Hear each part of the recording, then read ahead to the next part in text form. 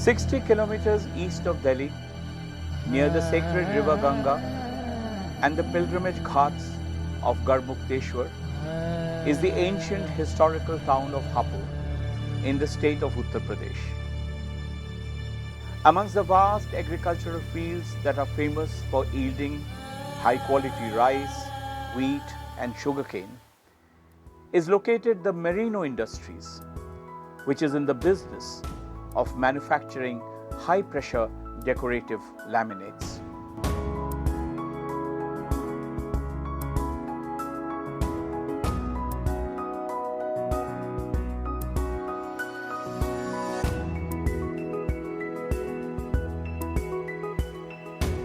Merino produces a mind-boggling 35 million square meters of laminates annually. Merino is also engaged in the agro-industry and is a major producer of potato mash by the brand name VNIT.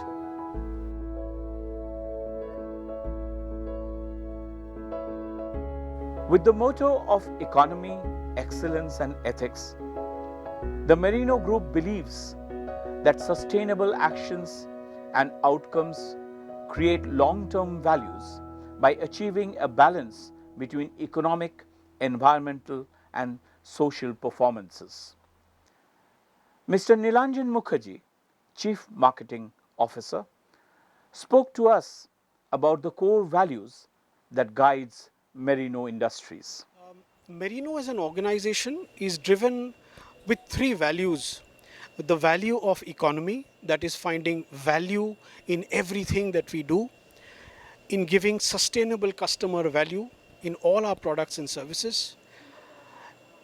Economy in terms of being the most value conscious offering in the market. Ethics, that is really centered around honesty of purpose and honesty of transactions in a largely unorganized sector maybe. And excellence in whatever we do, whether it's in innovation, whether it is in go-to-market practices, whether it is in our own environmental management, everything is driven through innovation and excellence. Now, I just want to talk a bit about what is happening in terms of the initiatives that are being spoken about. The cultural tonalities of honesty, integrity, prudence and rightfulness permeates every aspect of the organization, whether it is in dealings with trade partners, whether it is in dealings with our customers, whether it's in dealing with our vendors, and indeed in the way we manage our entire manufacturing facilities, our product creation, our environment. I think this honesty and integrity is something that you will find in every aspect.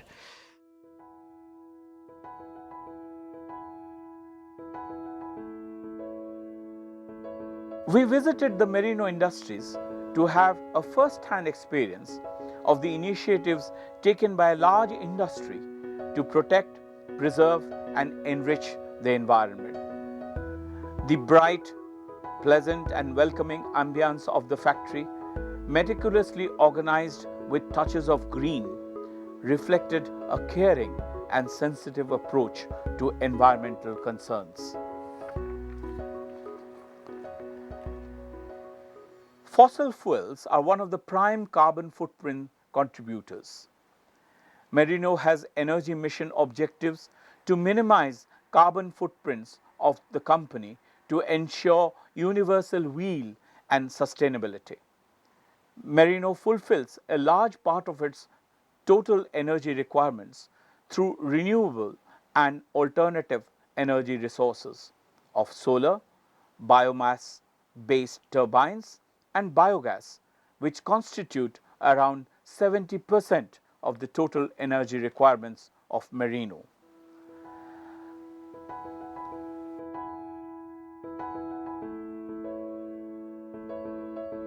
Biomass-based turbines use massive quantities of rice husk and sawdust, which is a waste product, to produce electricity.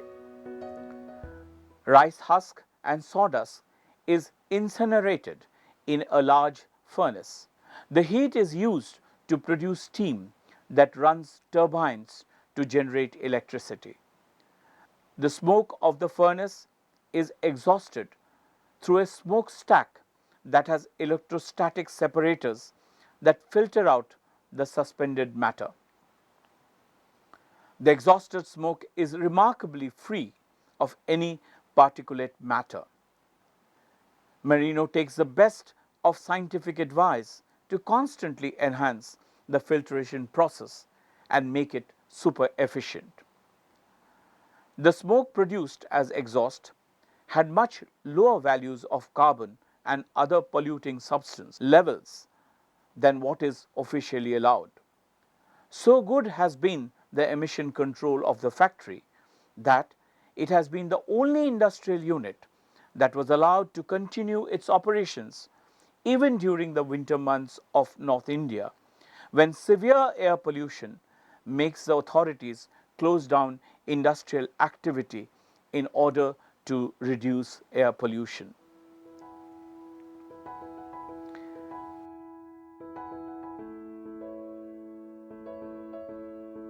Next, we saw the effluent treatment plant of the factory, which treats the wastewater generated from different sources within the premises of the industry. The treated water, kept well within the permissible limits, is then used for watering the plants and is regularly checked by the Pollution Control Board.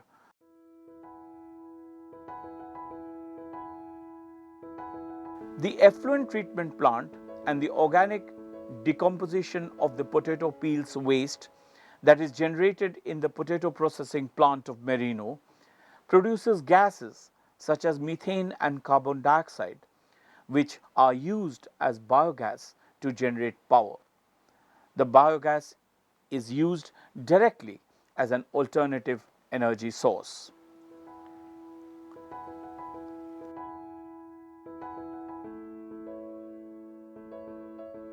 After we witnessed the impressive environmental measures by Merino Industries in factories, we were introduced to major initiatives that Merino had taken towards an environmentally sustainable development in the field of agro-industry.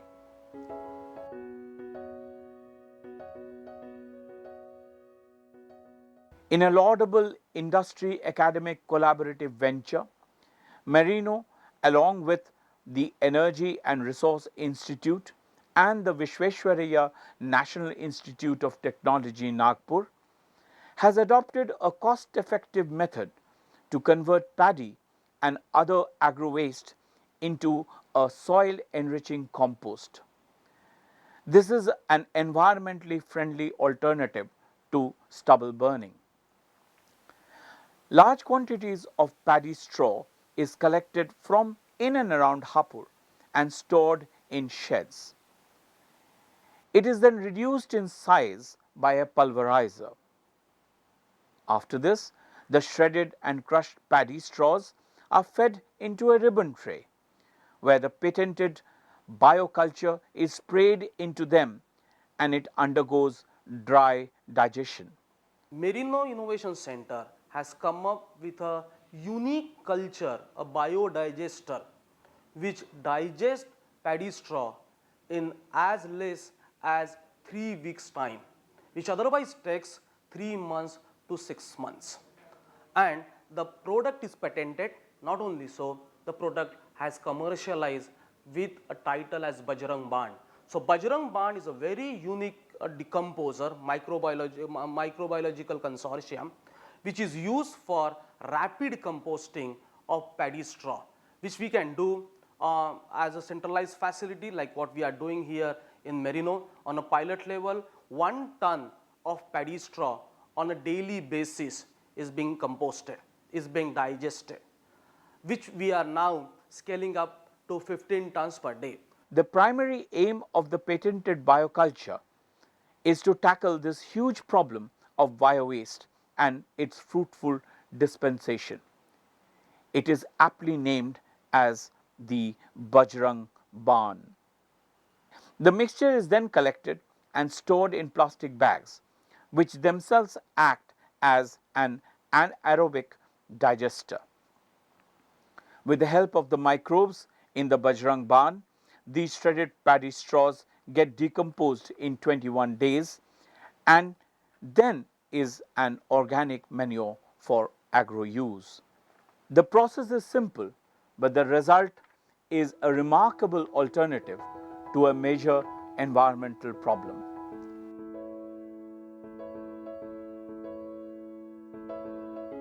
Professor Sachin Mandavgane tells us of the meaningful and valuable collaboration that Visvesvaraya National Institute of Technology has with Merino Industries. VNIT, Visvesvaraya National Institute of Technology and Merino Industries, we enter into an MOU, and as a part of that, VNIT is having Merino Innovation Center.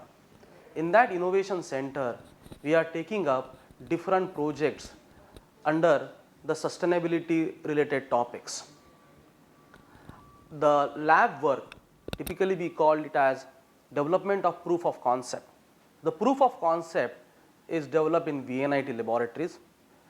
MTech students, PhD students, even the undergraduate student work on these topics. Once the proof of concept is established, then for scaled up study, for a pilot plant study, we come to Merino. So the understanding is following. The basic laboratory work, basic experimental work, which I would be doing maybe in 100 grams or 500 grams of quantity, is done in VNIT. We develop the proof of concept, we develop material balance, energy balance, general understanding.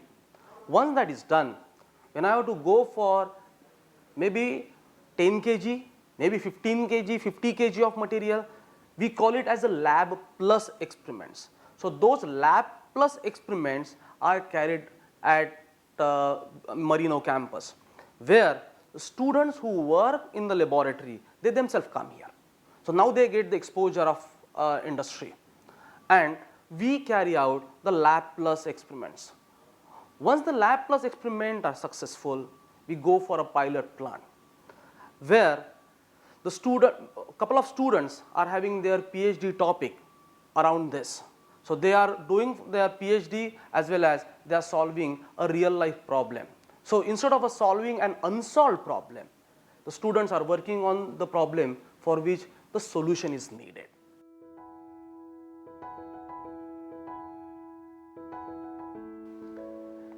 The second initiative of Merino is to rapidly increase green cover to counter the effects of deforestation and increasing urbanization. As a part of intensive forestry initiative, Merino is inspired by the Japanese strategy of the Miyawaki method of forestry. Mr. Rakesh Tirath, an avid environmentalist and a consultant to Merino Industries, spoke to us. Let me just tell you a little bit about what this Miyawaki is. There is a very famous Japanese person by the name of Akira Miyawaki, who looked at the global problem of very high content of carbon dioxide and depleting oxygen, and he felt that there must be some way to grow intense jungles in a short period of time. So he created this protocol called Miyawaki protocol. Essentially what is done over here is that you first do the soil testing, and then you prepare the soil to be very, very rich in nutrients. And once you have done that through a very structured approach, then you do intense plantation, preferably of the native species. So what we have done over here is that we have closely about 3 plants per square meter, and these have been grown in a very intense manner, and as a result of it they compete for natural resources and they grow very fast. So if this was to be done by the nature would have taken at least double the time to reach this intensity and growth. But since we have helped these plants to grow better and quicker, you see the result. and this is an experiment. First experiment has been successful. We have put up another Miyawaki here and two Miyawakis in two of other merino plants in Rohar, which is in Bahadurgarh. But this experimentation is not going to just stop here. Yes, it is going to improve the quality of air. It is also it is generating a microclimate where if you come here, you will find that the air is cooler, and you find the air is healthier, a lot more healthier than what you will find outside, because the oxygen level of the air in this area is far higher than what you will find elsewhere. So, as I said, it is a journey, it's an experiment. We are also put up some honey over here, honeybees, and you see possibly, I'm not very sure if you are able to see, cameraman can focus on these boxes where the honeys are busy producing honey. So we are trying that this becomes a full microclimate by itself. We saw that there are birds and the nests have been formed. So birds have arrived. There is honey.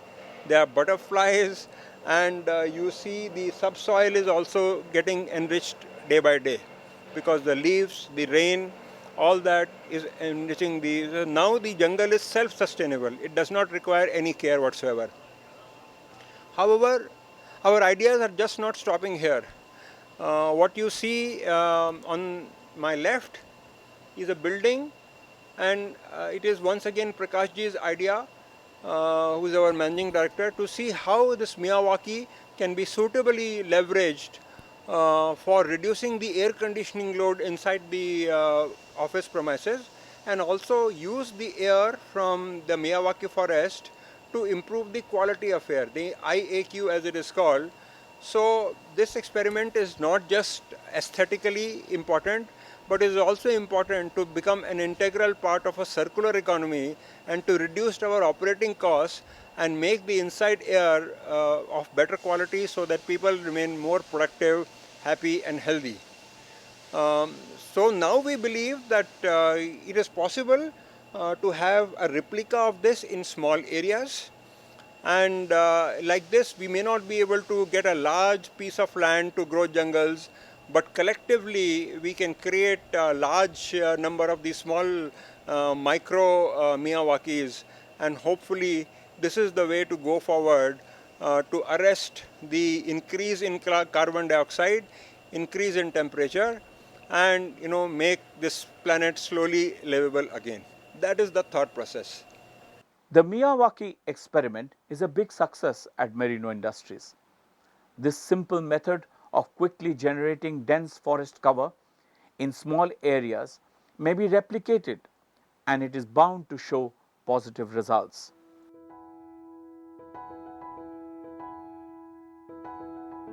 Shri Prakash Lohia, the dynamic managing director of Merino Industries, is the pivot on which all the environmental initiatives of Merino revolve. He shared his thoughts about industry and its responsibility towards the environment and human society. We are at a point of intersection between industry, academics, and environmental concerns today. What do you think are the fundamental dynamics where these intersecting concerns would help us meet and do something good? So the starting point is industry has to become aware and sensitive of environment and take care, right, of the environment. Environment is a very complex interdisciplinary area of science. Industries cannot have their own in-house strength to tackle this complex problem. Whereas in academics, this is the biggest advantage, that under one roof we have different functional areas or different disciplines working. That too, they are working with the latest developments, right, knowledge available. So there is a need and there are the required knowledge available. So it is natural that they should shake hands, they should come together. Right? And this is going to help or the entire society, the nation. This is how I think. Thank you, sir. Now, with that same thought in mind, there's an ongoing debate on industrial and infrastructural development and environmental degradation. How do you, as an industrialist, look at this issue? See, there is nothing called absolute, right? So what happens is, if there is no constraint, maybe I can achieve my industrial or commercial goals by putting some by investment of some money. If the restrictions are there, the investment may be required more. Maybe that investment required more is presently, like in an OPEX mode, but that not taking care may cost much many times more in future. And now it is not a question of only investments and ROI, it is a question of our survival. So this is an essential part, we have to take it, there is no other alternative. The way, for example, we take care of it, or the way it is used in the management jargon, it is a hygiene factor. You have to take care of the environment, protect the environment, it is a hygiene factor, there is no other alternative. So the best way is that whatever knowledge we have in different areas, with people, with institutions, all of them should come together to face this challenge, right? And this is for the betterment of all, for betterment of everybody. So, does it mean, for example, a loss of revenue in terms of profit for companies, for industry, when it makes a financial investment in environment? Say for example an industry, when it goes for selection of a machine or a technology, what does it do? It tries to select the best machine, best technology, right? See, now environment is as essential part of machine and technology for the overall running. So we should not look at environment separately. We should not look at environment as a operational expenses. It is an investment, right? So the total economic viability should come including environment, not excluding environment. If I have to put up a effluent treatment plant to treat my wastewater, right, and put it into the government sewage system, that is an investment which is an essential part of the running industry. So this fundamental change of thinking has to be there. And the industry is run by educated people. It is run by people who understand, who are conscious, right? Then in industry we talk about stakeholders. When we adversely affect the environment, we are harming the stakeholders. So ultimately that is coming back, will come back on us. This is the way one should look at them. What is the kind of philosophy that you anchor yourself in terms of your understanding of the environment, the ecology and the society and its needs? Interesting question. See, if we look at the history of human civilization, right, from the state of situation of savage, when the human existence was in the vagaries of nature, human fought with nature. It was a fight for survival, right? And in the process, we not only survived, today human being or the human species is ruling the planet. When you become a ruler, you become more responsible also. Now we are facing a situation where again a survival question. If we do not align ourselves, instead of conquering, if we do not cooperate with nature, we cannot survive. So the way we survived by fighting with nature, now the same spirit has to be brought into, and to survive cooperating with nature. This is the way an intelligent person is supposed to think. I am not talking of the spiritual side and other side. It is just simple materialistic side of for your survival of the fittest. So there is no way.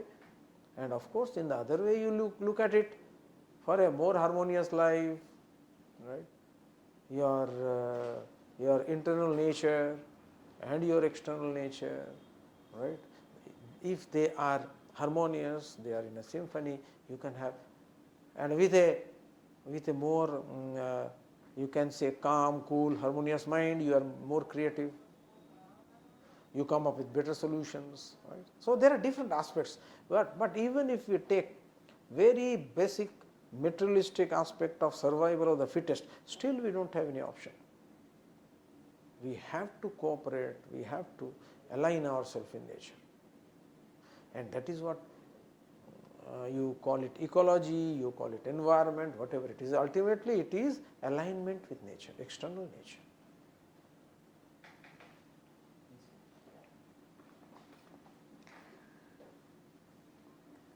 With this, sir, what is your vision for Merino Industries as being one of the flag bearers for environmental protection in the next coming 10 years?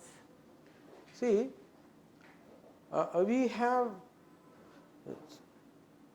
the mission and the vision, they have two aspects. One is the qualitative aspect, another is the quantitative aspect. Qualitative aspect of your mission and vision is in your own hands. Quantitative aspects, for example, today we are 2000 crores company, in 10 years we may become 20,000 crores companies. Now this can be 30,000 also, this may be 15,000 also, because there are other external factors.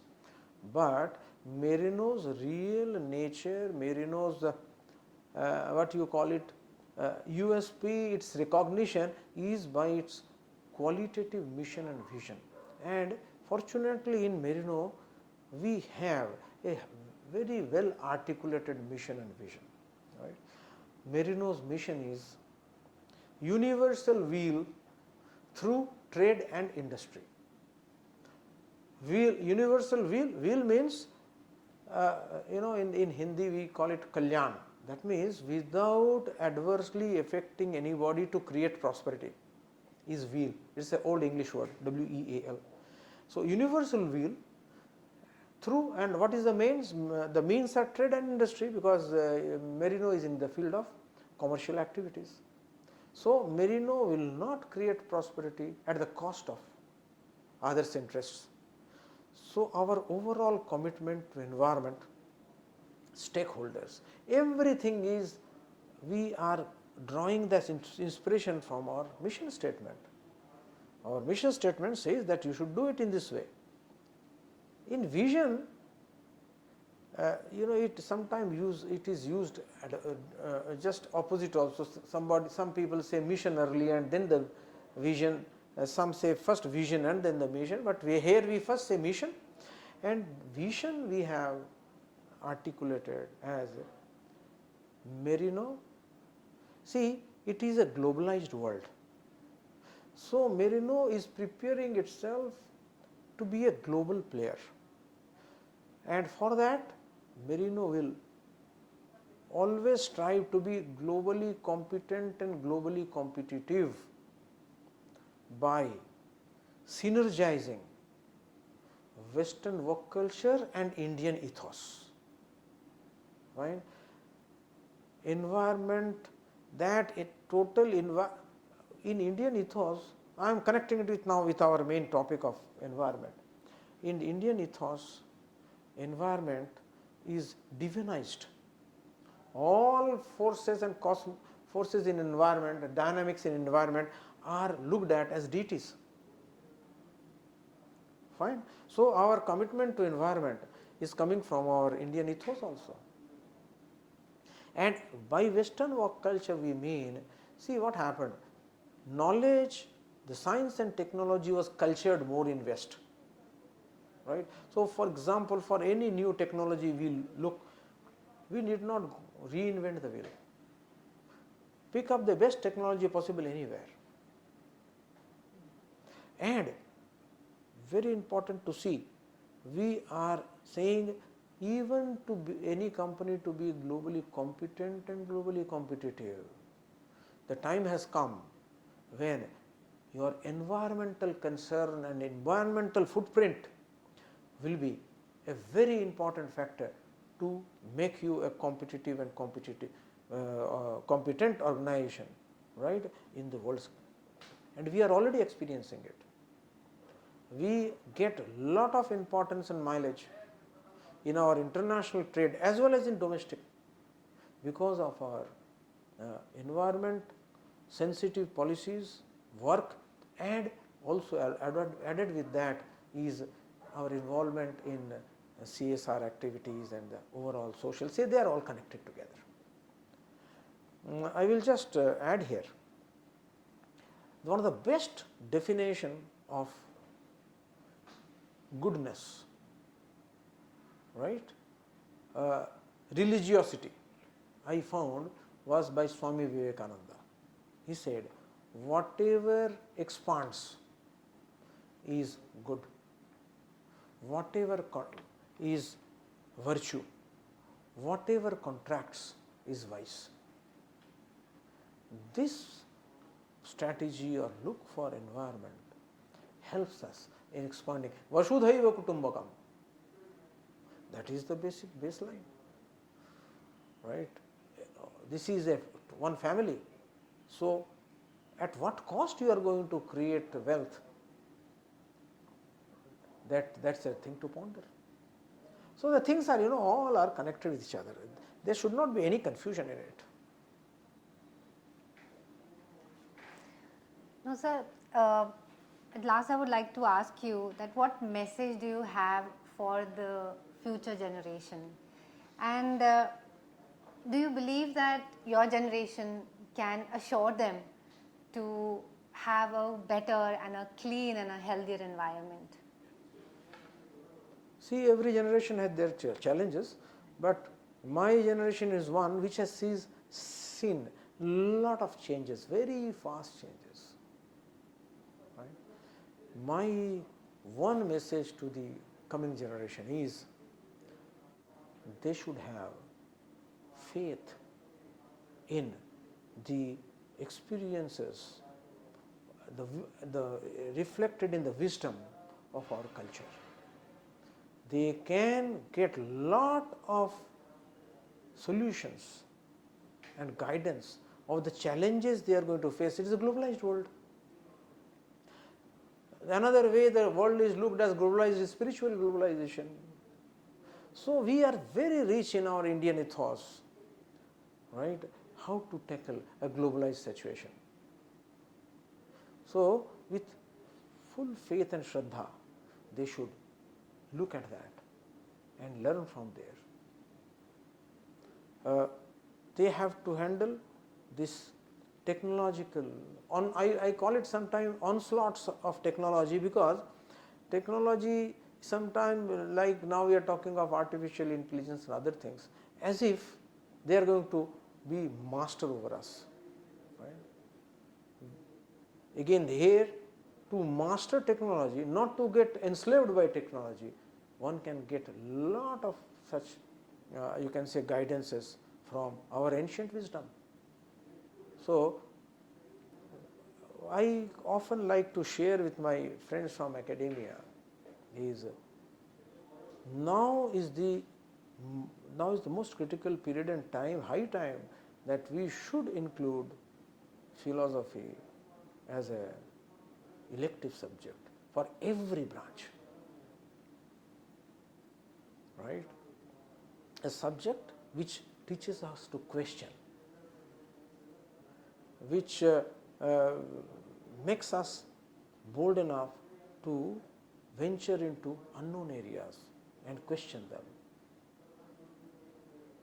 So this is what is my own.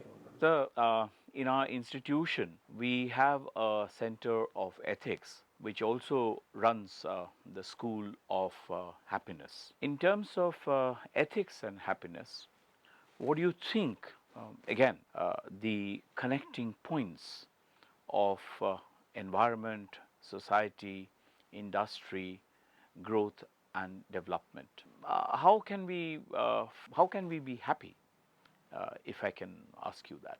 Very interesting. It's you have asked a question which is very dear to my heart. There is a interesting concept, and what I am telling, I may be using some sort of a old Sanskrit terms, but they are evergreen terms. Right? You can have equivalent to our modern, from behavioral science and other places, you can have equivalent of the concepts. Now there is a concept called Purushartha, which is dharma, artha, kama, moksha. Now let us leave moksha aside for the time being. We are talking of our day-to-day material world. Right? First is dharma. What is dharma? What you call is ethics. Dharma, the Sanskrit, in Sanskrit, the beauty of Sanskrit is every word has a meaning, and it is derived from a root. Dharma is derived from dhri. Yah dharayati sa dharmaha. What sustains you is dharma. So the whole concept is we should first be clear what is going to sustain us. Today, if you do not take care of your environment, nothing can sustain you. Right? So define your dharma. Within that framework of dharma, right, within those norms of do's and don'ts, then artha and kama, fulfill your desires, create wealth, spend wealth. Try to gain happiness. That's a different thing. Spirituality will say that afterwards you will find that happiness is not there, but doesn't matter. That's not our area of discussion now. So we can remain confined between these three. So if you do not teach, dharma is a word which is highly again abused and misused. Right? But this is the real meaning of dharma. It is an interesting translation of dharma is system. What is the definition of system? What sustains a system? Right? Solar system. The laws of gravity is sustaining the solar system. So the system is sustained by the norms, by the rules. So we should have. How can you have an education without a dharma? Right? However, you may not bring in religion, but you cannot avoid dharma. So I am very happy to know, it was surprising to me that an institution in our modern India which is totally in mainstream, right, has dared to bring in. I think today Rabindranath and Vivekananda would have been the most happiest people if they knew about it. I congratulate the the authorities. Yes, fantastic. I will like to know more how you are teaching dharma, the ethics, and you have already connected ethics and happiness. That is what you get happiness by fulfillment of desires through artha within the framework of dharma.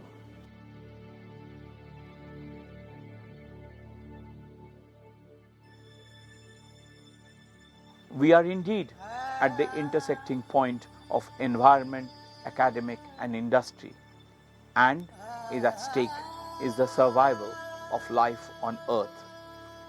Close engagement between industry and environment with knowledge and research support from academics is the need of the hour.